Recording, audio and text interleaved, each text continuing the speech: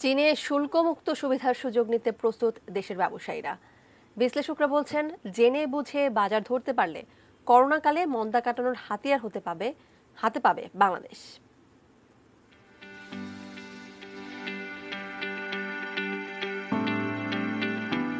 Corona virus মহামারীতে পুরো বিশ্বের আমদানি রপ্তানি বাজারই সংকুচিত হয়ে এসেছে, বাংলাদেশও এর বাইরে না। ঠিক এমন সময়ে চীনের বাজারে ৯৭% অর্থাৎ ৮,৪৯৫টি পণ্যে শুল্ক ও কোটামুক্ত প্রবেশাধিকারের সুবিধা পেয়েছে বাংলাদেশ।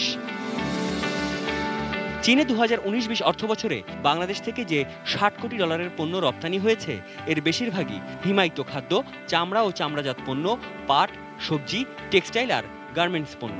এতদিন এসব পণ্যে শুল্ক থাকলেও এখন আর সেই বাধা নেই। বাংলাদেশ যে চায়নাতে শুল্কমুক্ত এবং কোটামুক্ত সুবিধা পেল, তাতে করে আমরা আশা করছি যে বাংলাদেশের যে রপ্তানি চায়নাতে সেটা উল্লেখযোগ্য হারে বৃদ্ধি পাবে। বাংলাদেশ কিন্তু ১২০০-এর উপর পণ্য রপ্তানি করে। আমাদের হয়তো মাথার চুল যাচ্ছে, আমাদের হয়তো ক্র্যাব যাচ্ছে, পণ্যের কোনো শেষ নাই। কাজে তালিকা বড় হলে আমাদের জন্য একটা সুযোগ থেকেই যায়, কারো না কারো জন্য এটা একটা অপরচুনিটি হিসাবে কাজে আসতে পারে বলে আমি মনে করি। চাইলেই ঘোড়া, গাধা, ছাগল, গরু, ষাঁড়, রাজহাঁস কিংবা মুরগি রপ্তানি করা যাবে চীনের বাজারে। তবে তা হতে হবে বাংলাদেশের নিজস্ব ব্রিডের।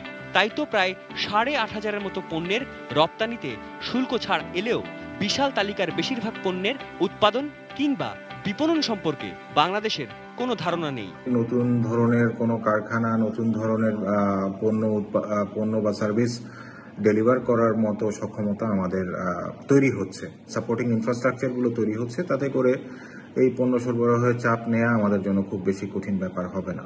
অবশ্যই যে কোনো পণ্য, ছোট হোক বড় হোক, উৎসাহিত করতে হবে এইসব বাজারে যাওয়ার জন্য। এবং এটা আমাদের কাছের বাজার, এখানে কিন্তু যোগাযোগ খরচ কম এবং অনেকখানি কালচারাল কিছু মিলও আছে। কাজেই আমরা এই বাজারটাকে ধরার জন্য বিশেষভাবে প্রচারণা চালাতে পারি। পরিসংখ্যান বলছে, চীন থেকে গত ৫ বছরে $৫,৮৯১ কোটি পণ্য আমদানি করেছে বাংলাদেশ।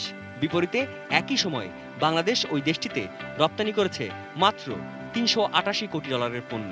এবার দেখার বিষয়, বিশাল এই বাণিজ্য ঘাটতি মেটাতে বাংলাদেশ কতটা সফল হয়। সাদাত হাবিবি সেতু, ATN নিউজ, ঢাকা।